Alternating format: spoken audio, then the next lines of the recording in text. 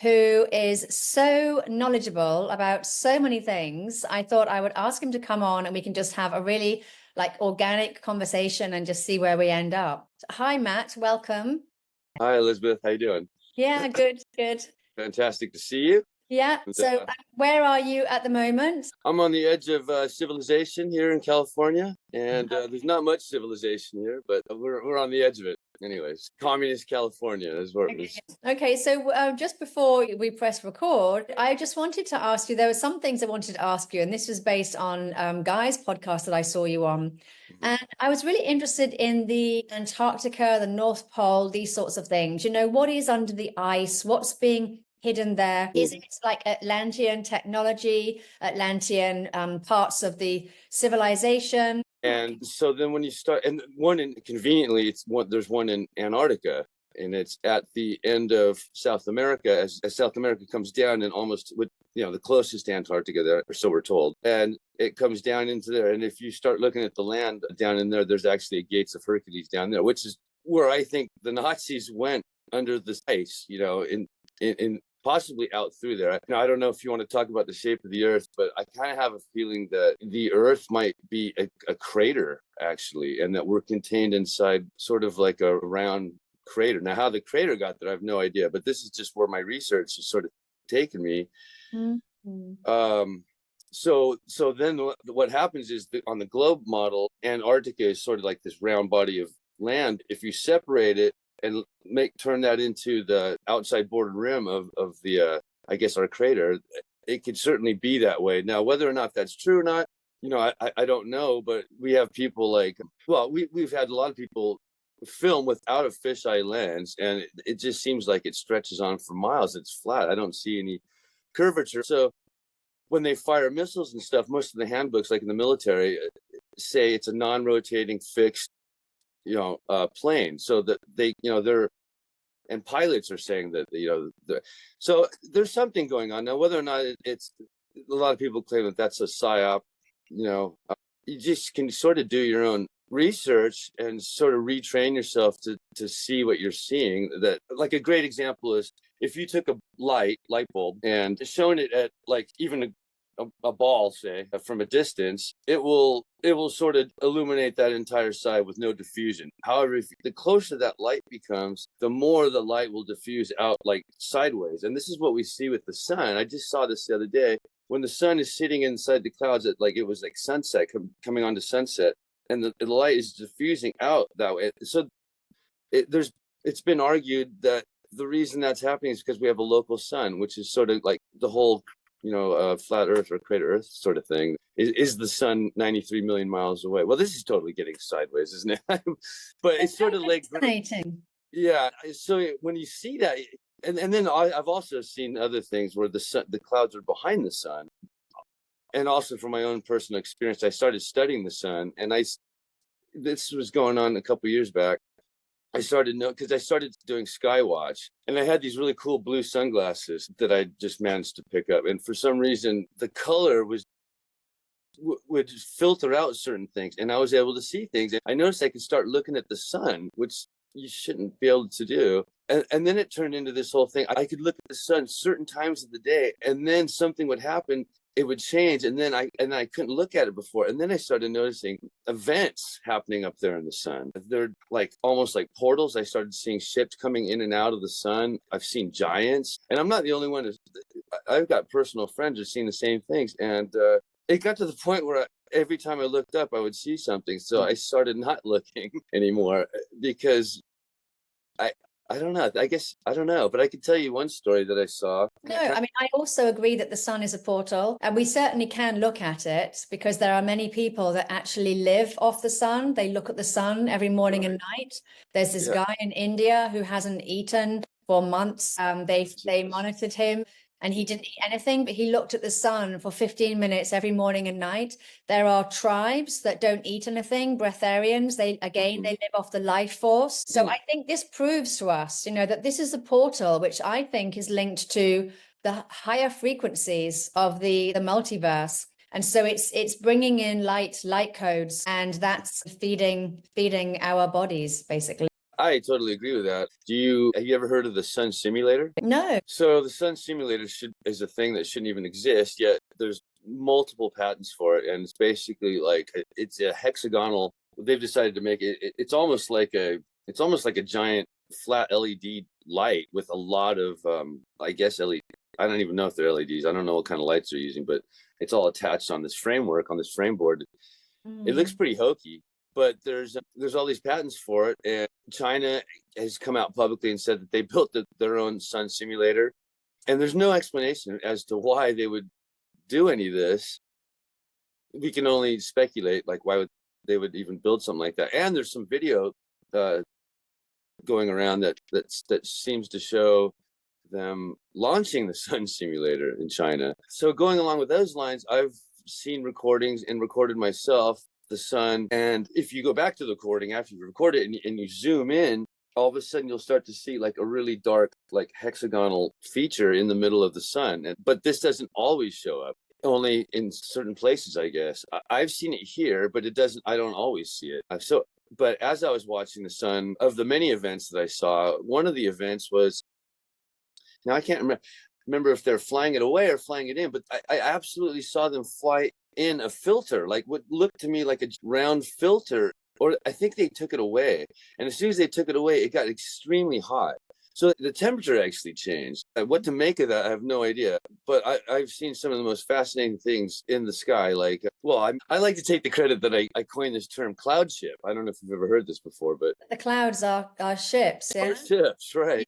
Yeah, which means not only there are loads of them, but they've now created a name to make it a thing, so that means that they're monitoring it and they know it's not. Well, so there was a couple guys that were studying UFOs that were coming and going out of the New Mexican desert. I assume it was a military base out there somewhere, and they were basically trying to put together some equipment that could monitor, because these UFOs aren't using the same propulsion system. It's not rockets, and it's not it's not fire and stuff like that, and they can phase in and out of dimensions. So that got me to thinking, well, there must be a way of sort of recording or understanding these events and these craft and this science and what's going on for myself, just for myself. So I started really looking, and I started noticing that on certain days the clouds were just different. And then I think this often happens too, when you actually start looking and connecting with the sky, I call them the sky people, then magically they start being attracted to you. Like they'll start showing you things. And so over a course of like 10 years, things like that started to happen. I started to see a lot more UFOs. But when I was at the beach with my kid, I was noticing that it really seemed like because it would go quiet, there'd be no wind, it'd be very still, yet these clouds are still moving.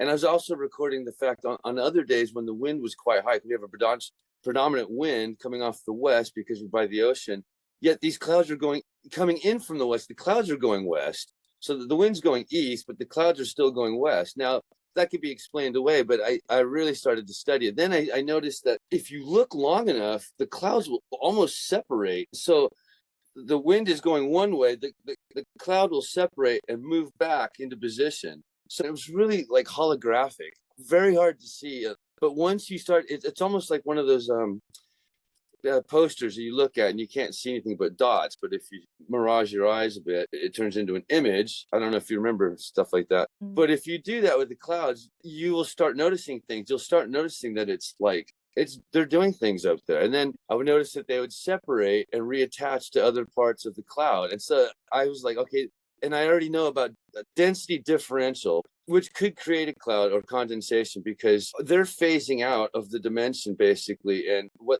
that causes is basically condensation, and in the air like that, it creates the cloud. So it's really not news that they're hiding in the clouds. So I really started watching it. When I was at the beach, I was noticing that they would be coming in off the west, and they were going over a certain part of the land, like every single time I went to the spot. And it was almost like traffic control. And I realized that it was going over this certain park in my town. So I decided to take my kid there one day, and I had my blue glasses, and I was going to lay on the lawn and put my blue glasses on, let my kid play. And I was really, really going to study the sky this day. Because it's pretty odd. It's some guys walking around looking at the sky. People won't start wondering. But I thought I was going to get away with it, laying on the grass and got my sunglasses on. So I did that. And on this particular day, it absolutely changed my life. Here they come. The clouds are coming in. Certain clouds too. I don't know the names of the clouds, but they're kind of wispy looking, and that seems to be the clouds of choice for them. And so this cloud is drifting over, and portal hatch opened up in it. So like a giant, what I can only guess was about 100 to 300 yard portal hatch, rectangle, and it slid open. And like I have a lot of knowledge about sort of the UFO military aspect of it all, and I could see that was magnetic. Like it was, even though it happened instantaneously.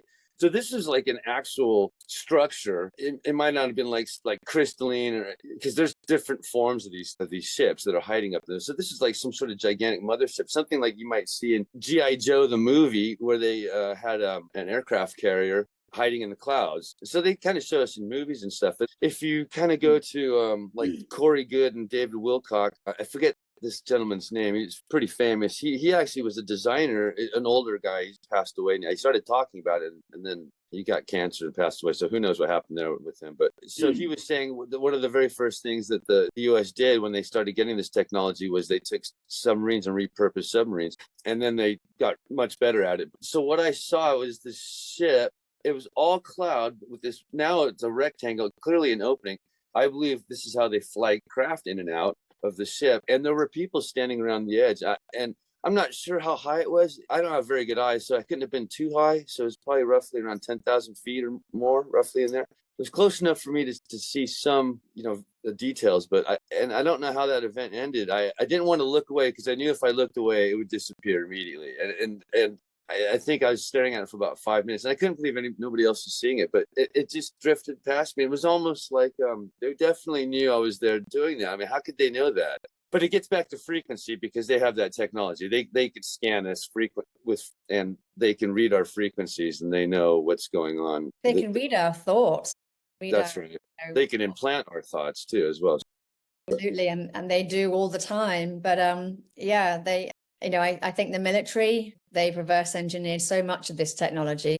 That's right. Well, having said all that, I'm sorry. I just quickly, having said all that, that's my foundation for Atlantis is everywhere, or at least in every part of the known land that we know of, and yes.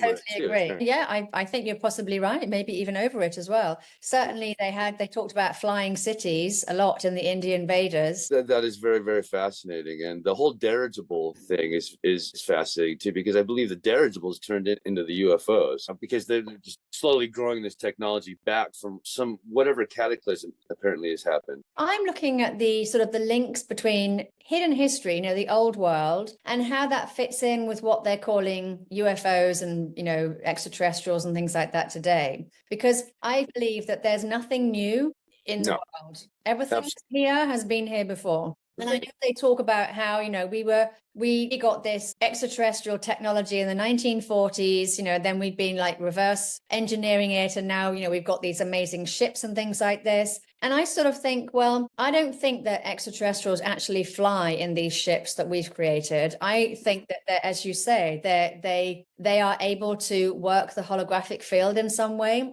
plasma can be invisible, or it can be solid. So they travel in orbs, or clouds, or whatever, or invisible, completely invisible. That's right. They're certainly there, though. They do exist, but it's completely every hue of the rainbow sort of thing. The ships are, there's some solid and some are completely, like almost crystalline, or plasma, I guess. I never thought of that. That's consciousness. Yeah, and they're alive. A lot of these ships are alive. And even the Roswell story, I believe it was Roswell. So there was survivors of the Roswell crash. And if it wasn't Roswell, there was one. And so it would only talk. I can't remember if it had a gender. I don't think it did, but it would only talk to the nurse. Did you know that story? No, I've got a book that I'm reading at the moment, which is based on that. And it's talking about what happened afterwards. So that this one being survived. I think he lived for about 5 or 6 years. Within time, he connected with his home planet. That's right. Yeah. And basically organized for 12 of our people to go to his planet. And apparently they EVE. went there. I have read that story. And then they came back, you know, and I think 3 of them died or something. When you were talking about, do they even fly in their own craft? And this story, where the survivor of the craft would only speak to this nurse, and so they had to keep bringing the nurse back in because it would only speak to her. And so it started telling her a lot of things. Like one of the things was the alien or the being would sit there with no animation whatsoever until the nurse came. And basically what it said was, I'm not here, and when you're here, then I come back in. And so it was an avatar, but it was an avatar that could move. And so this kind of gets back to the whole thing. They don't, I mean, if it would be a dangerous trip like that, you don't, and you have that technology, you don't necessarily have to put yourself in danger. And it would just make sense like that they could just create like a robotoid avatar. And it was silicone based, this particular being. Which is getting back to the other stories that I've heard of, you know, instead of carbon based, it's silicon based, like the trees used to be silicon based or something like that. The highest technology of Atlantis, according to quite a few sources, but the source that I quote the most, and you probably already know this, is Richard Shaver. And if you delve all into that mystery, it's I don't know if I'd use the word irrefutable, but it's just shocking. Like how many points that he gets. There's only one thing that I debate on him, is that they would fly the craft off planet and stuff, and there was other places to go to in this universe. And the only reason I say that is because I think that we're living in a crater. However, we could be living in a crater on a much bigger surface, you know, like maybe it's a sphere, I don't know, but it seems it's so large that like when we go to look at it with our human eyes, it just seems flat forever and ever and ever. And then you got the Nas Confundum book where where they try to show lands outside of our land, and VADs and things. They look like craters. So the craters could be places where the beings have just sat down. And then in this particular instance, we're in some sort of crater, but like we're sort of a dumping grounds maybe, or we're quarantined, or we have a dome over us. I don't know. But as far as Richard Shaver is concerned, everything that I've read can almost be confirmed. And so what he says is that their main technology, and I think the higher in technology you go, this becomes a truth, is that you use like ray technology, or what we would call maybe lasers or masers today, and frequency, and the frequency resides within that light form or that laser, or that. So we use lasers to like destroy things and or maybe weld something or clean something off, but you can do much more with that. It's like light programming probably, because he was describing that they dissolved a horse on the surface with one of these, and it just turned into some pink goo. But then out of the pink goo, he did some sort of shifting on this Atlantean tech, and it actually turned it back into a horse with wings, and it flew away. It's a fantastic story, but you'll also see this in like movies now. So like Adam, there's a movie about a superhero that gets very small or something, and Ant-Man. Yeah, Ant-Man, that's right. It was there's a scene in that where a guy has a ray weapon and he reduces somebody to some pink slime. And I mean, this can't be any coincidence. I mean, this is like 100 years apart. I highly doubt that they read Richard Shaver's stories. Maybe I'm wrong. I don't know, but it would take quite a bit, because you know his volume, his collection of stories is quite large. You can see them like giants creating people out of what looked to be pots, like basically. And so there's another story by Richard Shaver where there was a scientist, like sort of a mad scientist, and an insurance guy had to go down and check in on him to see what was going on. And when he got there, the scientist was telling him there was all these bizarre life forms that were everywhere, including a giant woman. And he said what he had done was, God, this is a terrible story, but he had dissolved like a deer. He'd taken like a deer and dissolved it in this vat, but he also kept it alive the whole time. And so this was like life force. Then he was shown like light into the vat, where he had overlaid the design of a human being. I think he had taken it from Michelangelo or something like that. It was like the perfect form of a human being, and it ended up making a woman out of it. So anyway, so the story is basically like light will create life. Light can create, like it's not even that difficult to create life. But that is exactly what you see on like the Egyptian and these Sumerian bas reliefs.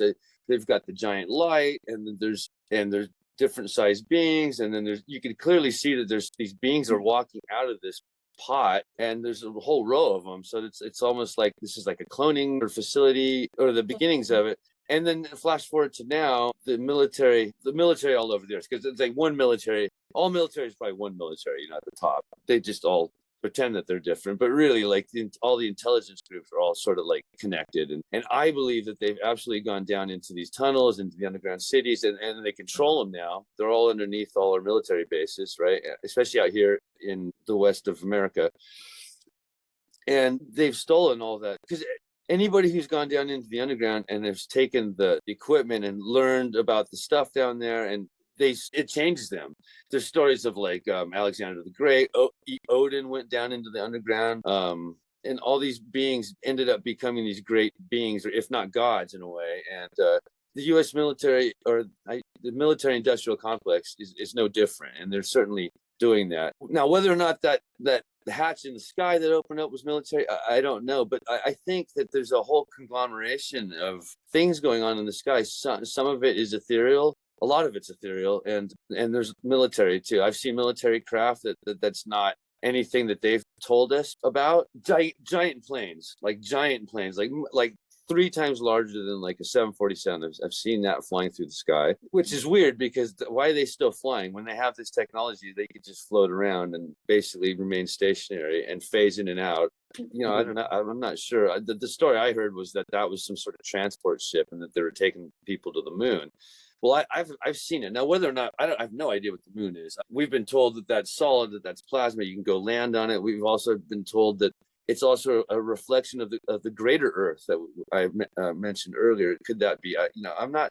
We just have to glean all this information and just sort of let it rattle around. And as we go along, then we can sort of formulate our models, I know it's a tough one, because I mean, with my research for my second book, I did find a lot of evidence to show that the moon is artificial. So it's there, but it's artificial. And there's a lot, remote viewers have been remote viewing it. It's whistleblowers from the military. It's people, they're saying that they didn't go to the moon, but you're able to go to the moon through portals, not through spaceships, because obviously like, as I said, rickety old spaceships, those things would not be able to get anywhere. Right. So, how did they fit the car in there, right? I know. It's just it's like some bad 1980s movie, It's very bad. It's bad science fiction. And I was a believer in it, like anybody else. And then now I look back on that old footage, and I was like, it's comical. And I'm not making fun of it back then. It's comical. Yeah. There's another good footage of like where they did a spacewalk, and this is like from the 50s, and it's so bad. So they never show that one, but it's literally like a black screen. They've poked holes in it with this light shining through, and it's so terrible. Well, I mean, Stanley Kubrick, even before he died, he said that he filmed it, and it was filmed in, the desert somewhere. But the thing is, when you look at the moon, it looks very holographic. It looks like a hologram. It doesn't look real, which makes me wonder if what we're seeing up above us is just a construct of some sort. And actually, there is a moon somewhere, but it's not what we're looking at, An ancient one too. I think all around because the moon, it never used to come up in the ancient text. So the Aramaic text talks about there being no moon. So there's no moon. And then in the Roman text, when they retranslated it and they put the moon in, so they added it in, but it wasn't there before then. And there are also some indigenous tribes that don't talk about the moon. And then suddenly, they talk about the moon being there. And where there's time before the moon. Yes, exactly. There is a time before the moon, which is why I rather like the spaceship idea, that it's a repurposed spacecraft, or, of some sort of craft in some way. I mean, if there is a moon up there, and it's sort of like how they tell us, I don't know if it's a globe or whatever, but if there's a moon up there, then 100% it's a spaceship. And so because there's entire stories of that. I think Graham Hancock talked about that, where they supposedly did a seismic test on it, and they dropped something on the surface of the moon, and it rang out like a bell for like 3 hours. So there was a lot of like harmonic resonance of a hollow body. And then other people have said that the moon was flown in. I sort of fancy the idea that it might be a reflection of the greater Earth, because I've seen a lot of proof of that. I don't know how that would work. You know, Michelle Gibson, one of our speakers in the conference, she talks about that. Basically, the whole of what we see up above us is all a reflection of the wider Earth. There's much more of this Earth than what we think, and I do agree with that. And there's the astrolabe, right? The astrolabe universal clock. I think that's in Austria, and it's, if you look at it and you overlay that over the moon map, it's sort of telling you what's going on. It's sort of like how the universe, or what we think is the universe, is working according to the moon. Now, the other thing is that we've got a video of the moon being a hologram. It resets itself. So like somebody's videoing it, and then all of a sudden this like wave comes across the surface of the moon, sort of resetting it. It's clearly some sort of optical phenomenon. It's, you know, a hologram. Yeah. I've got personal friends who've filmed craft coming in and out of the craters on the moon. If the moon is a reflection of the greater Earth, then these craft are, I mean, they would be massive then, right? Wouldn't they? I mean, they'd be maybe even 1,000. So I'm not sure. Could it just be all of that? It gets a little mind-boggling after a while. So you just have to just bring it in, and then we just think about it later, I guess. I know. And it is hard to fathom. I do think that what we see now is a hologram. But and I think it's, as you say, it's all being hidden. Everything up there is it's all some sort of a projection of some sort. It's all being hidden. Doesn't mean that we don't still have a moon, that we don't still have a sun, and all these sorts of things. But you know, I don't think that we're seeing what is actually truly there for a variety of reasons. And I think it's a lot more complicated than we think. I don't think it's just the deep state. I think there's a lot of things going on which we're just not aware about, which I find really annoying, because as a researcher, I'd like to be aware of these things. Exactly right, yeah. And they constantly tell us, oh, we're probably not going to get to know about these things, and which I find really annoying. Because that is annoying, and I think that's I don't know, but he should be fired. I think that there's a war, actually, a physical war, but also like a war of ideals, like an idealistic war, where there is a side. There's the old school side where they're like, no, we have to hide all this. Richard Shaver calls it the masked world or the hidden world, and they don't want to be found out because, one, they're doing a lot of things that people might object to, and two, they want to keep doing those things, and also they also don't want to mix with the muggles of the regular world. But there seems to be another whole set group of people that are like, no, we have to have full disclosure, full transparency. We must move, and then really that's the way of the future, because as the Aborigines say, they didn't even used to talk to each other. They only used the voice to sing, because if you can speak to each other in your minds, like with telepathy, then you can't tell a lie. Also you can converse a lot deeper, because, you know, it's probably through visuals and feelings and just supplanting an entire, you know, sort of an essay in 1 second, sort of, you know, like a dream, sort of like how dreams work. Yeah.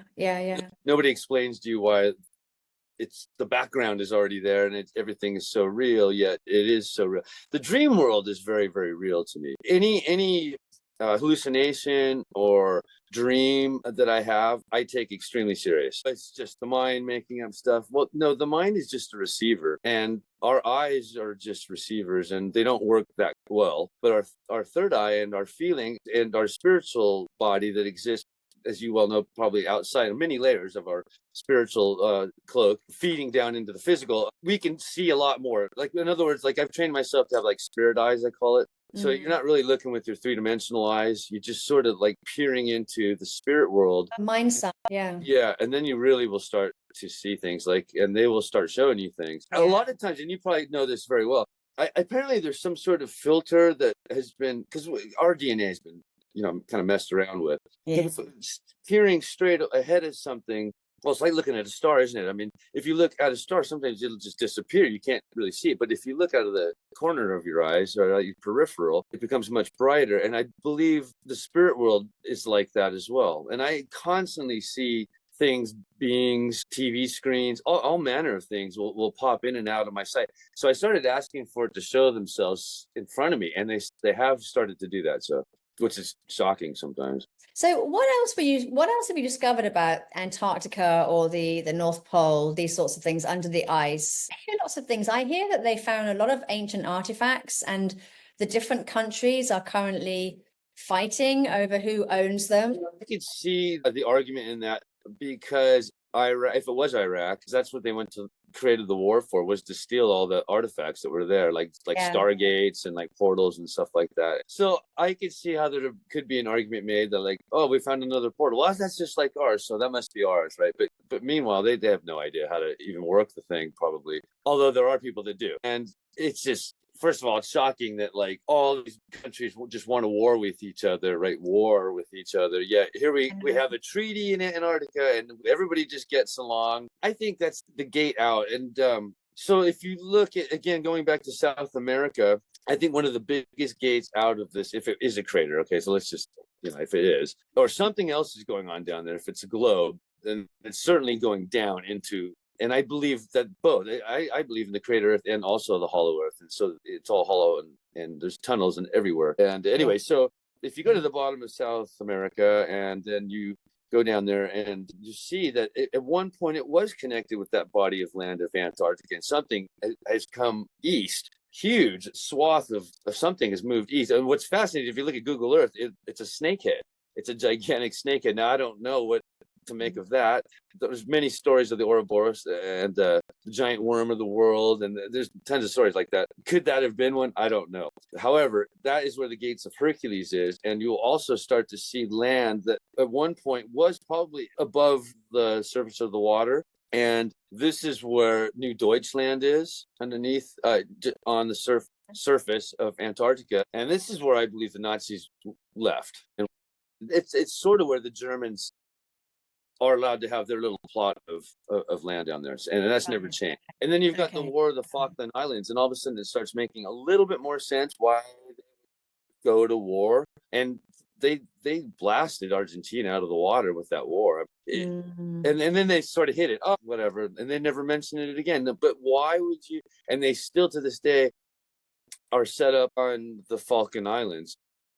So the war that just came out of nowhere, like 1 minute everything was fine, the next minute, like suddenly there's a war. I mean, so it could have been a war for the gates, because they're trying to control these gates. They found something and they wanted it. So I've heard stories that they found black goo there, and they wanted to basically take it, weaponize it. It's probably in the vaccines. It's probably in our food. No, I don't want to start being too negative, but I mean, I think the greatest message is what you're talking about, is that we can't just overcome all this. Like we get so I'm so guilty of this, but we get so three-dimensional.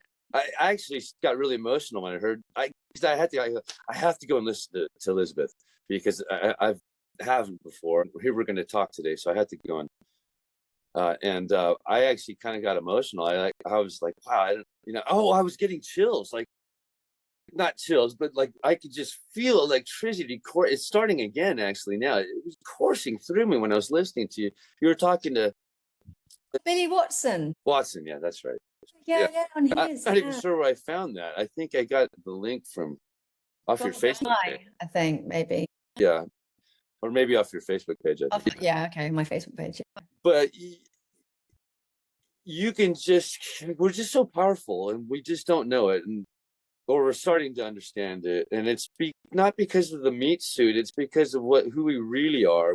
I guess souls, or I don't know how we don't have to describe that in any particular way. But our ethereal being is so powerful, connected to the all-powerful source universe, and we could just shake off anything. It is true. Yeah. And like you said about the energy, we can, Reiki is, it's one type of energy. I work with cosmic energy as well, galactic energy, there's planetary energy. So our matrix is stapled into this planetary thing. But when you get beyond that, you go to the center of the universe, you realize that the energy is very, very different. It feels very different. And what do you feel? It just feels bigger, more expanded. And I realized that the planet is the matrix, whatever the planet is, and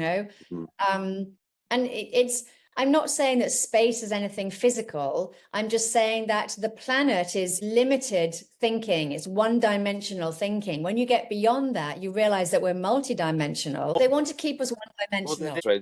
They want to keep us in that state. That's the whole right and left parties. There's only a few parties to choose from. So giving you the illusion of choice. You've got sports ball teams where you have to root for your. So it's constantly dividing us. I'm completely guilty of it as well. Whereas we're really spiritual creatures having this experience inside a robot suit. And that's what Shaver talks about, that there was a class of beings in Atlantean times. And I think there was many Atlanteans. So it was, this is my feeling, that Atlantis happened, and at the same time Lemuria was going on. Lemuria is Mu is sort of short for Lemuria.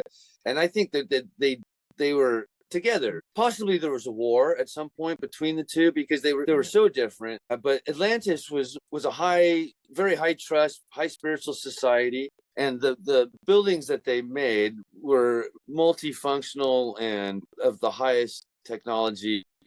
And according to the stories, the sun changed. And so it started to warp their egos. And because of that, fear grew. And because of fear, then they started amassing sort of their weaponry. And then they started fighting amongst themselves. And then once that happened, then they turned and made armies of destruction. And I believe that they went after the Lemurians. And the Lemurians were the opposite. They were very, very, very spiritual, connected to the earth, did everything through chi and through paranormal telekinesis sort of thing like that. I told this story yesterday on Guy's channel, but what happened, I believe, is that they came together to war, and that could have been maybe not the first destruction of Atlantis, but certainly one of them. Richard Shaver talks about the first destruction, I think, was that sort of the security system had started kind of taking over itself. Was it AI or was it actually a person or a group of people?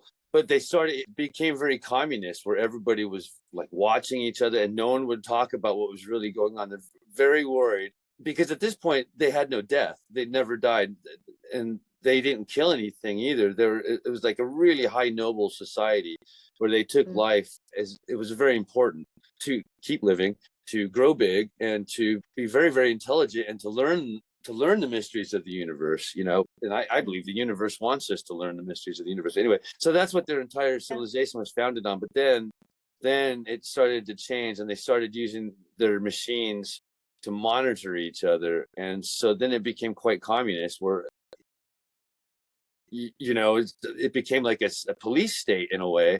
And then according to this story, then there were outside agents that came in that were where the original Atlanteans had come from, wherever that may be. And so they finally came in. They were trying to sort everything out. And anyway, the security system inside Atlantis just started destroying itself and destroying its own people. So everybody fled. I mean, it does sort of sound like a cataclysm story. So eventually, what it ended up doing, it ended up eroding so much of the underground land that it collapsed in on itself, and then the waters deluged in as well. And so we do see entire cities underwater, like off the coast of Japan. We've got pyramids, and again in the Atlantic Ocean around the Caribbean, we've got structures, and they've stories of them finding incredible things down there, like crystals and things like that. And in fact, they believe that that's probably the reason that there is a Bermuda Triangle. And I'm pretty sure there's not the only Bermuda Triangle. I'm sure there's other places. Yes, it's a portal. It's collapsed in. Yeah, it has to be, because it affects the ships. Their guidance system. Yeah, and the compasses. Yes. Yeah, and the clocks don't work, and so it's magnetic, isn't it? And it's also temporal too, because these guys will fly over it back in the day and then just completely disappear or reappear weeks, months later. We've heard of that too, right? Or in fact, I just saw one the other day. The guy disappeared in 1947, and his last recordings, he was saying something where there was some sort of storm looking thing, but so I don't know, perhaps a magnetic storm, or it affects the actual physical, or what we call the physical reality, or the very nature of whatever this is that we're in. It affects it, it distorts it, and it's not being used properly, or it got damaged, and that's why it's sort of running out of control. And we see this in a lot of places. The mountains are another place where we see this a lot. You've got cryptid beings that can phase in and out, and there's all manner of that, and I think that's equally part of Atlantis too, because in Atlantis there was a group of beings called the Veriforms, and so this is getting back to like your body is just a suit. So he didn't really explain how this worked, but they had the ability to just take on whatever form they wanted, and they oftentimes, just for fun, used to like to take on some manner of animals. So one guy's girlfriend had a tail, and I had a little deer tail, and she had like hooves for feet, and another guy I think was like sort of reptilian, and then you've got, I guess that was basically all he explained to that. But so you've got the Cynocephali. I don't know if you've ever heard of that, which is the dog man. Right. The Cynocephali were like actual race of human. Yeah. Well, human type, like bipedal beings that were intelligent, but they were dog-headed. And there's actually Saint Christopher, who was a dog-headed Cynocephali. You can kind of go and look that up. It's quite interesting and strange. And has that turned into what we see now, which is basically like the wild dog man running around in the woods. Like here in North America, the dog men, yeah, that's right. England as well. Yeah. And they might have even, well, I don't know. They can come through the tunnels for sure. The tunnels are going under the ocean, and they connect all the land masses. And so a lot of these beings could be moving easily, through these tunnels and things like that. And I think they're coming from other dimensions as well. That's certainly they certainly can go into them. Yeah. They definitely can go into them. Like, and the reptiles as well. I've seen them. Yeah. I witnessed. I'm not sure what I witnessed. I was told I was going to meet a Bigfoot, and we went to the mountains, and this thing attacked something and killed it. And it was a terrible event. But me and my son witnessed it, but we couldn't see anything. I mean, and the neighbors came in because it was such a loud ruckus. And this is up by the Bohemian Grove too, I might add. And so it was, I think that they know that's why they made the Bohemian Grove there. Mm-hmm. And that's all part of like North San Francisco or farther north than that. But that whole area was definitely part of the old world, because we see all the old buildings in San Francisco, and we didn't build those. And anyway, so. But this is before that I found out that they could turn invisible. But I just couldn't believe that I couldn't see anything. But yet it was happening right in front of me. So whether or not that was a dogman or a Bigfoot, I have no idea. But I know that they exist. And I've seen the reptiles before. They were in the underground. I've also seen other beings, like sort of like a demon being, sort of like the Chinese. They have like tusks that come out of their mouth like that. Oh, yes, I know. I don't know what the name of that is, but that showed up for me one time as well. Okay. And he was talking to me, taught me some lessons. Not that I'm speaking to demons. This just, I can't control it. What happens sometimes, it just pops in. In that same event, I actually got in touch with another being called it didn't name itself. It just said it was a spider. It creates the world, that it runs the world, or has its web is the world. Oh, yeah, that's the Spider Woman from the Hopi. Then I ended up years later looking into it, and it's called the Anasis or something. And the whole Anasi tribe is from I don't know if I'm pronouncing it properly. So Spider Woman created them and the earth. But yeah, it's interesting because it's so hard to fathom what they're talking about, because they really do. They speak in metaphor, and they pass down stories orally, often through song as well. But I think what that's showing to me is that we're talking about, like plasma beings, beings, entities, consciousness that can form. It can manipulate form and create what it wants. That's right. I think that they're very, very real. We just don't understand it because we don't live in that realm, or at least not anymore. But the more that people like us do our energy healing and stuff like that, we really start to understand that. When I mentioned a guy yesterday, it was like we could literally walk through a temporal time zone or a doorway or a portal and really not even know it. Yeah. And I think that's what's going on. Like I could just walk out of my garage right now, and it could just be a different timeline. And I wouldn't really know it, because I think it changes the way that our robot suit works. And so it would just take the memory away from us, and we would just have the memory of this. Whether or not that's true, I don't know. But I can tell you that I think that if we were in a different dimension, or if we were transported there or walked into it somehow, it would seem just as physical of a realm almost as the one that we're in now. Yeah, because it's just, So we it's get just a state of being. There are many, many, many different dimensions, different states of being. We're all living in a different state of being, essentially. I agree. We've just been so mind controlled, you know, that we just don't know what's right and what's left anymore. Have you ever been hit with like a lot of energy and actually it'll make you physically sick? Like it'll make you nauseous. Has that ever happened to you? I went fishing one time with my kid and my friend, and I believe an energy being got me there because it's a weird story. I bought a BB gun because I hadn't had, my parents took the BB gun away from me when I was a kid, so I hadn't seen one in years. And we were up there in the mountains in the woods, and I go, oh, they sell BB guns here. I'm gonna get, because I'm not much of a fisherman, so I ended up buying a cheap BB gun, and I was just out there. I don't know, probably shooting a can or something while they were fishing. I got the overwhelming feeling that they did not like that. They didn't like me shooting into the river. I mean, I probably shouldn't have been. I was irresponsible gun owner apparently at that moment. I really got that sense. And where this river is, it's called the Kern, and like so many people have died. They have a big sign that says X amount of people have died here, and it's just constantly going up. And I really got, maybe they were Indians, I don't know, but the spirits were just like so mad at me for doing that. And so then I started to get so ill that I could barely even move. And I was getting pulled down towards the water line. Like I could not stop it. Meanwhile, they're just over here fishing and having a great time, and nothing was happening to them. And I literally got to the water line. I was going to get pulled into the water, and I had a bottle of water in my hand for some reason. So I spilled it out on the ground, like as some sort of, ritual, gift, a sort of thing. Like, I'm giving this water back to you, and it immediately just stopped.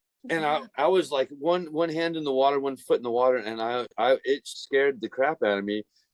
And I told everybody, I go, we're getting out of here right now. Let's go. And on the way out underneath this tree, my friend even saw it. My friend looked at that and goes, that looks like some sort of like black magic altar or something. Just the way it was very, very strange, Elisabeth. I couldn't even tell you where that was or how to get back to it. It's just up on the river somewhere.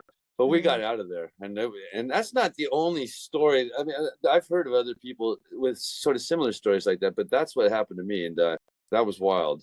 And my friend's an Indian, so I call him my Indian guide. Yeah. So the altar possibly was to appease them, right. God Yeah. entities. So you give them gifts and things to try and appease them, done. happy. So in Ireland and England, Scotland, you have the fairies, and the farmers, they all know about the fairies. They know not to mess with them. They know to honor them. And again, we think it's myths and fairy tales and everything, but it's not. It's just that we don't understand how our world works, and we haven't, there's just so much that's been kept from us. And we all have amnesia, probably because we're all clones, as Guy said. But as you say, it's just a meat suit at the end of the day. We're still spiritual beings. Well, they certainly can mess with our genome and our DNA, it seems like. So they could what they call the junk DNA that's turned off and stuff. And the DNA is just a receptor. And it's turning back on. Yeah, that's right. Because we can just do whatever we want, right? They can think they can do what they like, but we really can change. I think we could even we could almost instantaneously evolve, because I do believe in that. I don't believe in evolution, but I do believe there are forms of evolution, and the true meaning of the word where, adaptation possibly. But because we're spiritual creatures, like you said, that we can do that. We can change it. We're supposed to be in control of the body, or God or sources. The DNA seem to be the receptors that are the antennae of what will transpire inside the physical realm. That you talked about Antarctica and the North Pole, and I would just like to tell everybody, I think we should be focusing on the North Pole. Both. Why not? But the North Pole I can't get it out of my head. I stumbled across the Millennial rain theory. When you stumble across something that's each little nugget of information is fitting into this entire puzzle succinctly, and it's just making it so very real. Not the one of least is the fact that all compasses point north. Yet, and they're telling us that this is some incredible magnetic force that's pulling the needle north, right? No matter where you are. However, nothing else is going that way. I work with little bits of metal filament all the time. They're not moving anywhere, right? So what is it? Is it could it be something else, some sort of ethereal magnetic pole, magnetic quotations, something different than what we've been told? But clearly it's doing it. And why is it doing it? It's so fascinating. I think it just, even trying to learn about it is really, really fun. So just wanted to add that really quick. And I must just ask you one last question, okay? So millennium, the millennium reign of Christ, and now we're coming to the end of Satan's little season, according to Guy. Yes. Where is that information recorded? Is this from the Bible? Is that where it is? Okay, so I'm not terribly great at this, but I'll try and do my best. It's okay. So Jesus tells his followers, "Oh, this generation will not pass away before you see me come back as reigning king." And so a lot of people took that metaphorically, but then we say, hey, what if it was literal? So he dies in whatever year this is, and then he comes back and he starts millennial reign. And I think we've had this concept, I think, ingrained in us that the millennial reign is going to be this like fantastic, and it could very well be just a beautiful society and civilization. And I think that's what we have seen with the buildings that were like in Chicago and San Francisco and many other London, these beautiful buildings that used ether, used water. And I think like Shaver says in Atlantis, they were feeding everybody energy, so you didn't have to eat. Right now, you don't have to kill anything; you're just being fed energy. It's part of the RO, the prefix. Anyway, I'm trying to go through this really quick. But so maybe Jesus starts his reign in 76. 1,000 years later, it becomes 1776. Could be something like that. We're missing 1,000 years, sort of thing. Something has happened. What I was going to say was, when the millennial reign started this particular time, or whenever that started, we think it's going to be this great civilization, but I think it could have been war, and that is possibly why the fortresses and these castles were all built, and the walls and things like that. And there was some sort of war because the Gog and Magog didn't want it. Now, Satan gets put into, this is all revelation, Satan gets put into chains for 1,000 years, and then he's let loose to deceive the nations of Gog and Magog. Now, who's Gog and Magog? Well, Gog and Magog on the old maps is up in Siberia. And if you look at Artarian, right, and that's where if you go really far back on these maps, you'll see that there's land on the international date line. Now, the international date line, if you go from one side to the other all the way around, is 21 hours, yet we have a 24-hour day. There's 3 hours of missing time going on up there, which could conceivably be about almost 1,800, 2,000 miles of land if you're flying in a plane, so to speak. And the farther back you go on the maps, the larger this body of land is. But there becomes two straits: the Strait of Onion and the Bering Strait over on the east side by Russia. If you look at Google Earth at where Gog and Magog say they were on the old maps, you will see gigantic craters, like something, and the Tunguska event also happened in there somewhere. Whether or not that was related, I don't know, but there's craters sort of leading to the idea that maybe there was something really, cataclysmic happened there, or war for that matter. And then you find out that like all throughout Asia were actually what we would call Caucasians, and they were Christians, and that actually the Chinese were like really Christian country, which could also explain why they turned it into the communist country, the CCP.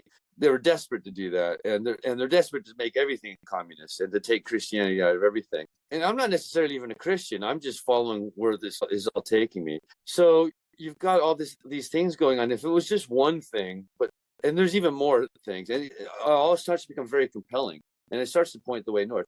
The other craziest thing I've heard about this whole thing the other day was, if I forget what map she's on, but on one of the newer maps, possibly a Google map. I don't think it was Google map because I tried it, but I'll have to go back and listen. And I'll tell you what her name of the channel is. It's Leaving Babylon. Her name is Madeline on YouTube. But the most fascinating thing was, she got on the line of the international date line, because they just make it a little line. But if you zoom in on it, it appears to show land, and it's almost like it's cut and censored, so you can go up the line, and there's clearly that's ocean, and then at one point it starts hitting land, and then it hits ocean and some islands, and then so what are they obviously they're hiding. That's Google Earth. Is that on Google Earth?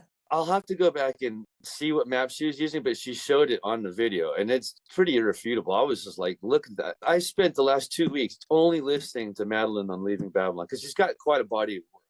each one's about an hour or two. And so I highly recommend checking it out and decide for yourself. It's been the most interesting rabbit hole I've been into, I think. And I think I'll leave it at that. But we could certainly talk about it again. Yeah, let's talk again another time. Yeah. Right. You let me know. Yeah, thank you. Thank you so much. I really appreciate this. I just love these sorts of conversations. We allow our minds to just wander wherever they go, and we get download so much information by doing that, I think. So greatly honored to be here. And I really love meeting you because you're such a spiritual soul, and that's really always the answer. Like we get into all these rabbit holes, and sometimes there's a lot of negative because of what's going on, but then ultimately I like to leave the message in a spiritual light, and you just shine brightly. And I was really touched watching you and Mr. Watson the other day, so that was a lot of fun. So thank you for letting me on, and this has been fantastic. Hope it's been nice. Yeah, it's been really fun. Thank you. And let's speak again soon. Yeah, because I feel like we've just scraped the tip of the iceberg. Yes, haven't we? It would be hours, but anyway, I know. So much. And will you just text me and you get in contact with me at your leisure? So I will. Okay. Okay. All right. Cheers. Take care. See you soon. Good week.